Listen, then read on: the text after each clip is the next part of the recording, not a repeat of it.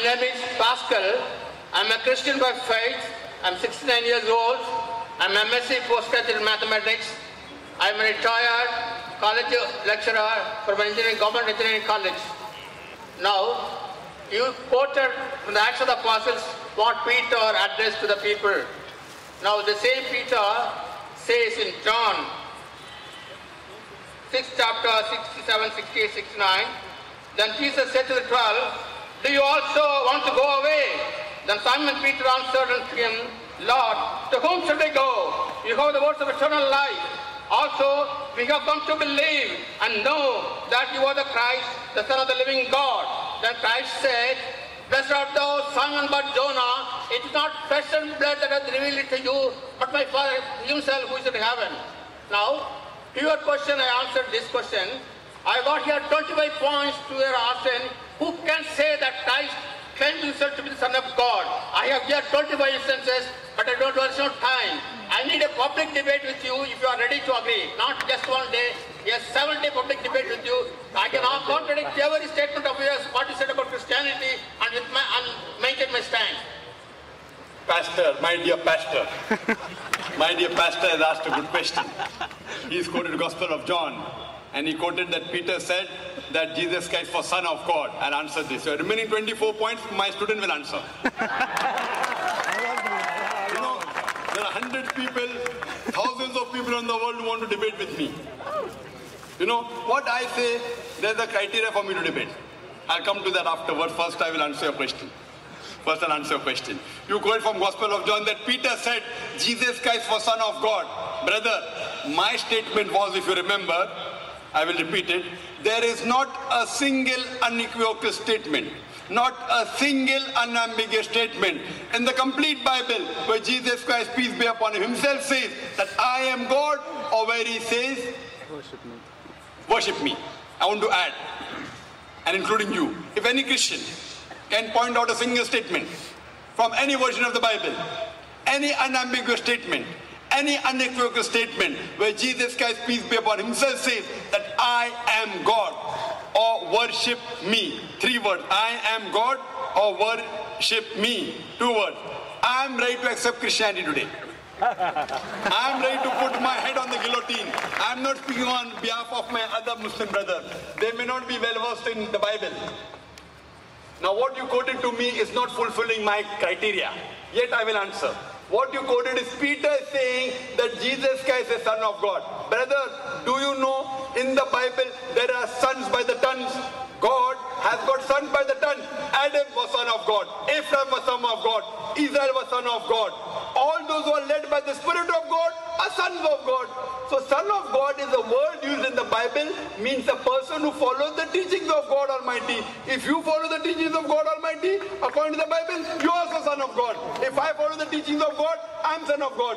If you read the Psalm that says in the Romans, chapter number 8, all those that are led by the Spirit of God are called sons of God. So what is new about it? I will help you. I will help you. Your 24 points, inshallah, your 24 points, my student will reply. I will help you. You know, Christian missionary says, no. Jesus Christ, peace be upon him, is not normal son. He is the begotten son. And they quote Gospel of John, chapter number 3, verse number 16. For God so loved the world that he gave his only begotten son. Whosoever believeth in him shall not die, but have everlasting life. Brother, this verse I am quoting from King James Version. It's a red letter. For God so loved the world that whosoever believeth, for God so loved the world, whosoever believeth in me, that he has given his begotten son. Whosoever believeth in him, me, shall have everlasting life. Now this word begotten son, which is there in the Gospel of John chapter 3 verse 16 in the King James Version. Brother, are you listening to me? If you can't do 2 things at the same time, then you say, I did not listen. Yes, I listen. So how can you read and listen at the same time? Are you a superhuman being? I just refer to answer to your question. Brother, you listen to my question and you can have a debate with my student. You come to Bombay? Yes, I want to debate with you. With me, you're not about debating, brother. I'll come to it later on. So the begotten son is, begotten means sired by God. Begotten means God Almighty, you know, it's a lower function of animal sex.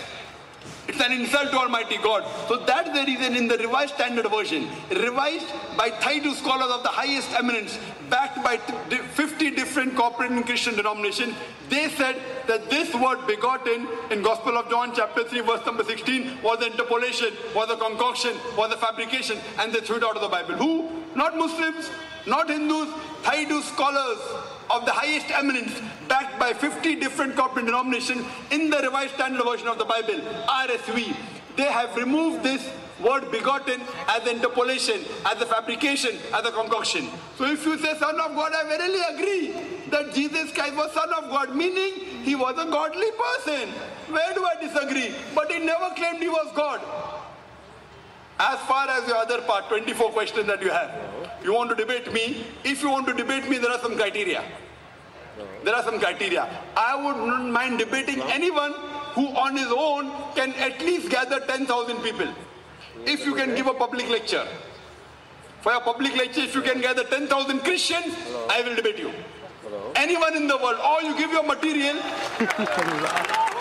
give your material to your doctors of divinity.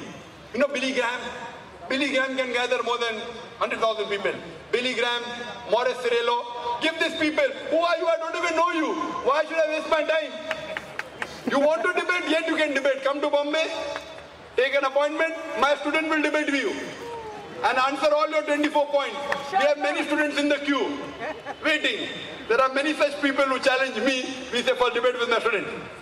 If anyone wants to debate me, when by God's grace, Alhamdulillah, I can gather 100,000 people, 200,000 people, 300,000 people individually for my talk. At least the person debating me should have a stature of getting at least 10,000 people.